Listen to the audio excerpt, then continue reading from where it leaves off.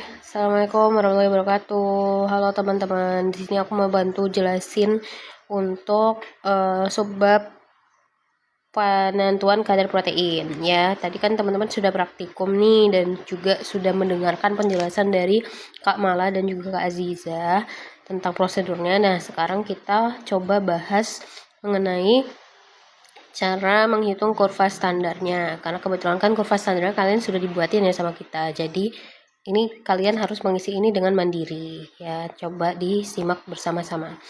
Jadi yang pertama-tama teman harus lakuin nanti seperti yang sudah Kak Aziza arahkan, nanti yang ininya diganti format tabelnya sesuai sama yang sudah ada di foto. Jadi sekarang kita fokus ke kolom ini dan juga ini ya.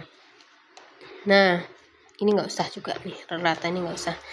Nah, sekarang yang perlu dilakukan pertama kali adalah mencari tahu apa sih yang diketahui untuk mencari hasil dari tabel-tabel ini. Yang pertama, kalau teman-teman ingat tadi kita praktikum di prosedur itu, kita perlu mengambil total untuk uji protein itu adalah volume akhirnya sebanyak 500 mikroliter ya kan. Entah itu sampel ataupun kurva itu harus diambil sebanyak 500 mikroliter. Jadi ini disebut sebagai apa teman-teman? Kalau di rumus pengenceran ini disebut sebagai disebut sebagai V2 ya, disebut sebagai V2 atau volume yang dicari gitulah ya. Bukan dicari, volume yang dipatok gitu. Terus apalagi yang diketahui di sini ada konsentrasi tertinggi ya atau volume stok. Ya, volume stok kita itu ada di berapa sih Kak? Gitu ya. Nah, sekarang cara mengetahuinya adalah teman-teman lihat panduan. Di panduan itu nilai konsentrasi yang tertinggi yang ditulis adalah 10 ya. Karena kita rentangnya menguji konsentrasi dari 0, 1, 2, 4, 6, 8, dan 10. Jadi yang paling tinggi yang 10. Berarti nilai 10 ini dapat disebut sebagai nilai M1 atau stok ya. Udah nih ya kan, kita udah dapat V2 sama M1. Sekarang yang dicari yang apa dong kalau kayak gitu? Yang dicari adalah nilai V1 ya. Terus M2-nya dari mana Kak dapatnya? M2-nya itu dapatnya dari konsentrasi yang teman-teman cari di sini ya. Ini kan ada banyak konsentrasi kan. Ini juga nih, 10 ini juga termasuk. Berarti ini yang ada di tabel ini disebutnya sebagai M2. Nah, kalau udah ketemu semua yang diketahui, sekarang kita kerjain nih. Caranya gimana? Caranya pakai rumus pengenceran seperti biasa. Nah, kita coba ya di sini ya. M1 sama dengan V1 ya, dikali V1 sama dengan M2 V2 ya kan. Masukin M1-nya berapa? 10 ya. Terus yang dicari adalah X atau V1, M2-nya tadi 10 ya. Kenapa 10? Karena dia ada di bagian konsentrasi BSA yang lagi kita cari dan dikali dengan volume akhirnya itu 500. Dah, tuh tinggal coret. Dapatlah X sama dengan 500 ya kan. Berarti nilai volume larutan stok yang harus diambil untuk membuat konsentrasi BSA di 10 ya, konsentrasi 10 adalah 500 ya kan.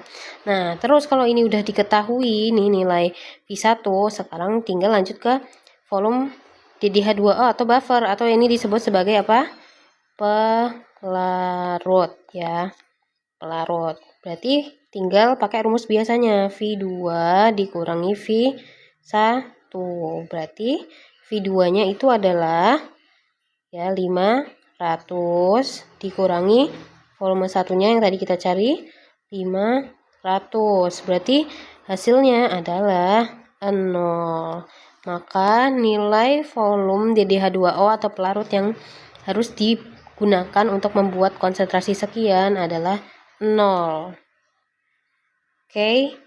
Coba lagi sekarang. Teman-teman pause dulu videonya, aku mau kalian ngerjakan yang bagian ini. Nanti kita bahas bareng-bareng di pause. Oke, kalau udah dapat jawabannya, sekarang kita bahas ya. Berarti rumusnya sama kayak tadi, MV1, MV2. Berarti M1-nya kan 10 dikali dengan X, dicarikan. M2-nya 8 dikali dengan V2-nya 500. Udah tuh, coret.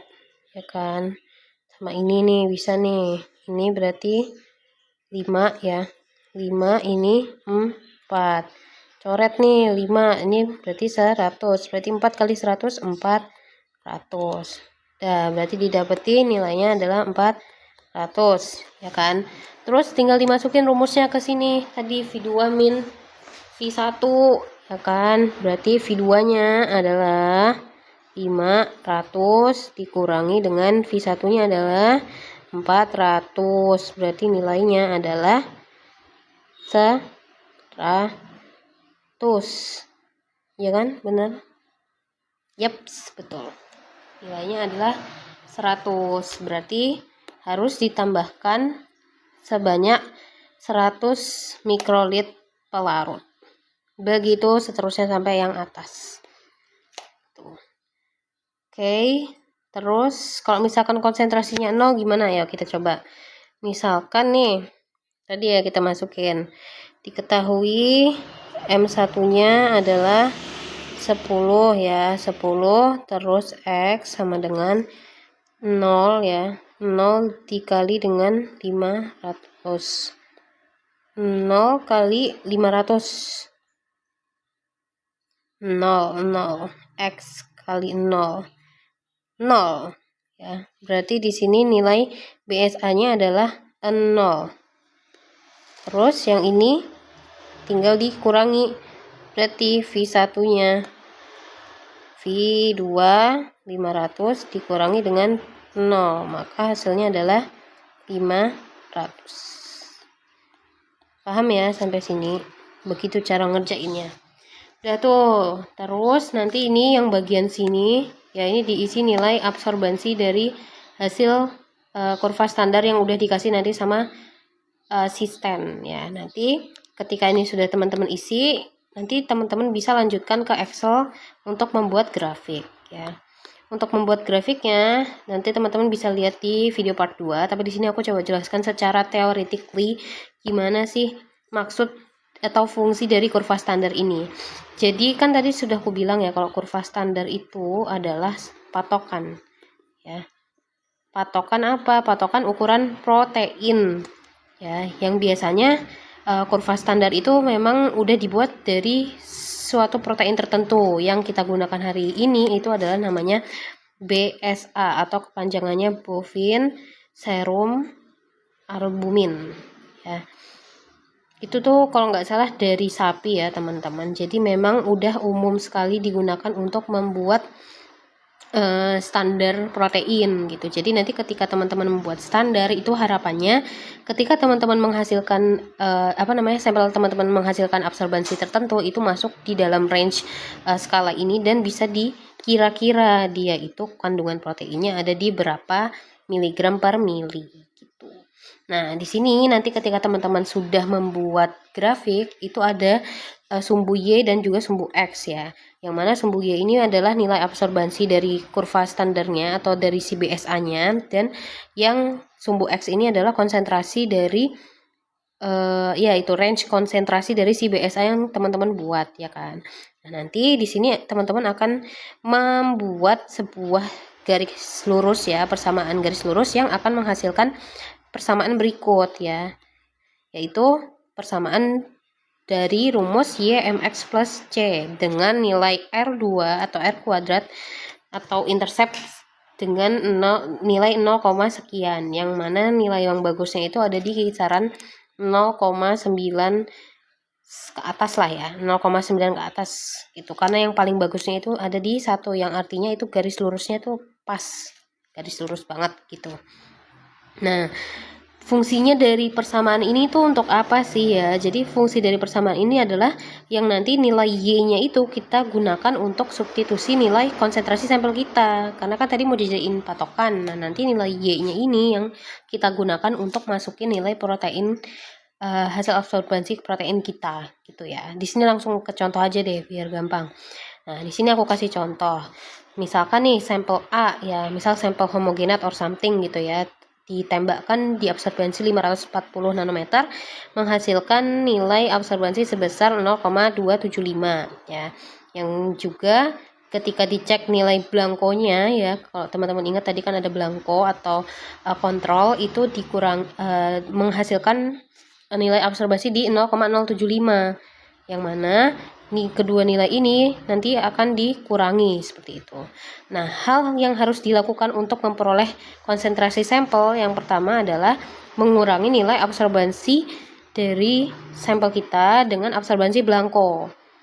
Ya, supaya apa? Kalau teman-teman ingat, blanko itu fungsinya untuk menghabiskan background noise atau background cahaya dari si pelarut, ya kan? Kita kan pakai pelarut. Nah, itu dihilangkan dulu angkanya, baru nanti bisa dinilai kalau nilai absorbansi kita itu sudah benar-benar absorbansi dari sampel. Gitu. Yang biasanya memang ini itu udah otomatis dari si mesin alatnya sendiri, alat spektronya. Nah, kalau yang teman-teman udah peroleh tadi, yang teman-teman tulis itu sudah dikurangi dengan blanko gitu ya. Jadi yang nomor 1 ini udah cek ya, udah aman. Nah, terus yang kedua adalah mensubstitusi ke dalam kurva. Ya, mensubstitusi ke dalam kurva sehingga nanti nilai Y-nya yang tadi aku bilang ini adalah nilai dari absorbansi, maka nilai X itu adalah yang kita cari. Berarti nilai X adalah sample concentration atau konsentrasi sampel yang sedang kita cari. Jadi rumusnya nanti ada di X sama dengan Y min C per M. Langsung aja yuk ke contoh. Ya, tadi kan kita udah bikin contoh ya, sampelnya itu punya nilai segini-segini ya, dan sudah dikurangi nanti nilai absorbansinya dengan dikurangi blanko ada di 0,2 ya kan, 0,2.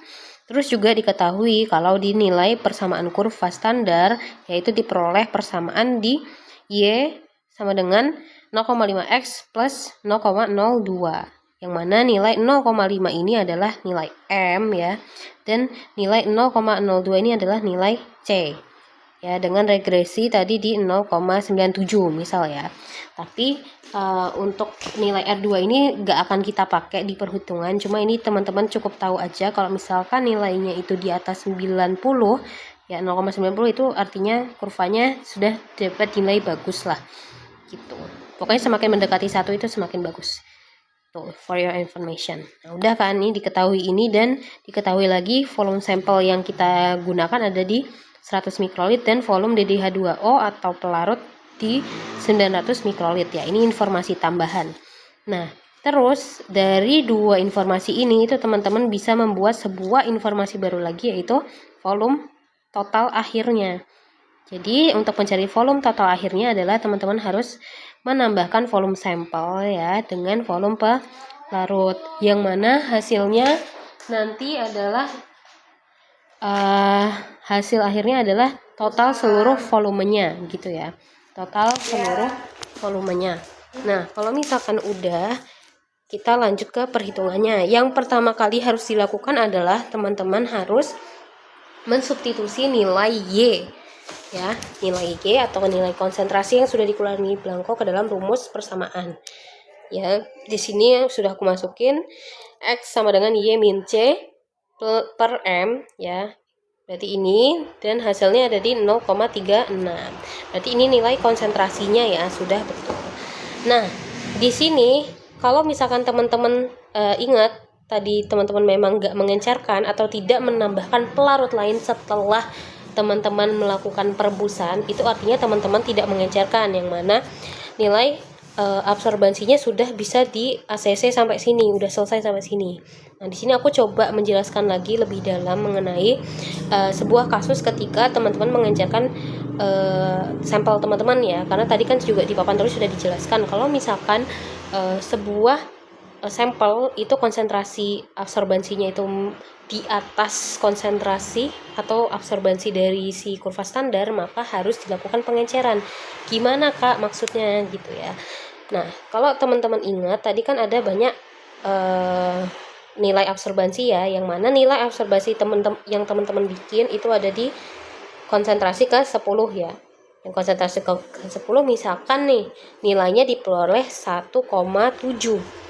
Ya, ini paling tinggi, ini maksimum limit ya dari nilai absorbansi sampel teman-teman.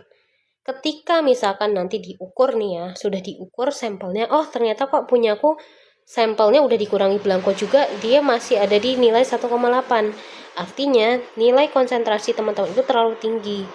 Karena terlalu tinggi itu harus diencerkan supaya masuk ke dalam range ini. Itu ya. Dia nggak boleh melebihi si kurva standar di 1,7, maka harus diencerkan.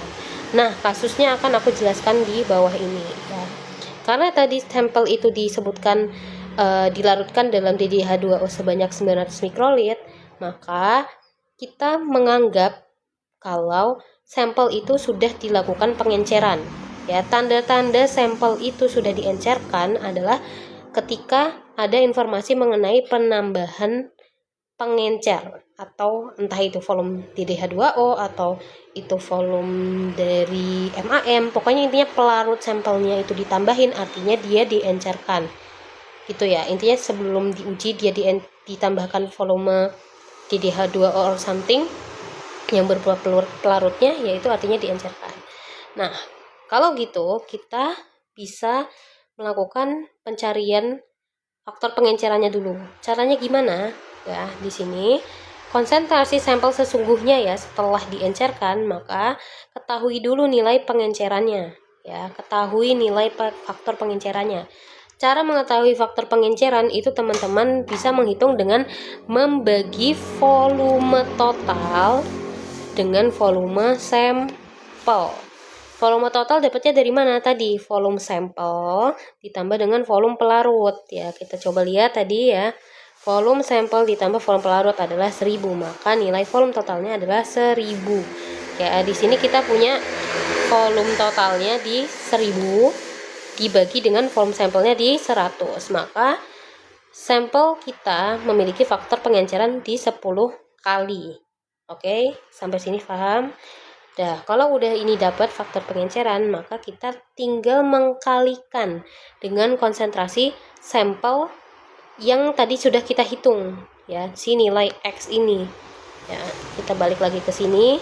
Nah, nilai X itu dimasukkan lagi di substitusi ke rumus ini, lalu dikalikan dengan faktor nilai pengenceran ya, nilai faktor pengenceran. Maka 0,36 dikali dengan 10 kali, hasilnya adalah 36 mg per mililiter. Itu ya. Jadi memang wajar sekali nih hasilnya dia lebih tinggi ya, bukan 0,36 mg per mililiter, karena memang diencerkan 10 kali. Kalau gampangnya disebutnya kayak ini tuh sampel ini konsentrasinya itu 10 kali lebih besar daripada hasil sebelum diencerkan. Jadi hasil konsentrasi aslinya itu ada di 36 mg per mili. Begitu. Udah ya sampai di sini. Nah, terus kita lanjut lagi ke tabel 3 ya. Di sini teman-teman dikasih lihat beberapa kolom ya. Ada yang namanya pengenceran, absorbansi, terus juga ada protein. Nah, kalau misalkan teman-teman ingat tadi itu apakah sampel teman-teman itu diencerkan atau tidak, itu bisa ditulis di sini ya. Kalau seingat aku tadi kayaknya nggak ada yang diencerin ya, berarti bisa ditulis satu kali ya, karena tidak diencerkan seingat aku. Tapi ini dicari tahu lagi dulu, nanti tetap caranya sama kayak yang di atas. Ini dicari tahu dulu, dikonfirmasi ke kakak Aspraknya, kakak Aziza atau kak Mala. Terus ini nilai absorbansinya yang tadi teman-teman peroleh ya, yang tadi udah diukur, misal dapat berapa, terus ditulis di sini. Nah, terus nilai protein berdasarkan kurva standar itu teman-teman pakai rumus yang tadi ya, rumus yang ini, yang rumusnya yang ini ya. Y sama dengan X sama dengan Y min C per M. Ini rumusnya. Ya, jadi protein berdasarkan Kofa-Sandar ya, konsentrasinya adalah sekian. Gitu. Mungkin itu aja dari aku. Lanjutnya nanti cara membuat tabelnya ada di video berikutnya di part 2. Lanjut part 2 ya, bye-bye.